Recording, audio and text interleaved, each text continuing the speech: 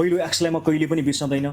किन आँखा रसायो पहिले एक्स कुरा गरेपछि भावुक रसाएको छैन, हुनुभयो त्यो तपाईँको क्वेसन मिलेन यहाँ, रसा छैन। तपाईँ भावुक हुनुभयो नि होइन, पहिलो एक्स भन्दा म रसाएको छैन।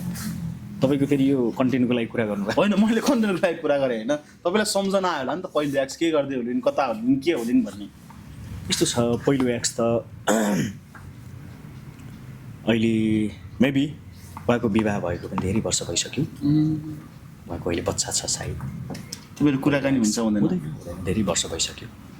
म एउटा कलाकार हो, मैले भावनामा डुबेर सिर्जना गर्छु, गीत बनाउँछु, पहिलो एक्सलाई सम्झेर बनाउँला या अहिलेको एक्सलाई सम्झेर बनाउँला बनाउँछु होइन। त्यही भएर मलाई खुसी लाग्छ कुनै दिन जीवनमा जोडिएका मान्छेहरूकै कारणले सिर्जनाहरू बन्ने हुन्, जीवनमा घटेका घटनाहरूकै कारण सिर्जनाहरू बन्ने हुन्, फिल्महरू बन्ने हुन्, कथाहरू लेखिने हुन्, इतिहासहरू रचिने हुन्। पहिलो एक्सलाई म कहिले पनि बिर्सँदैन।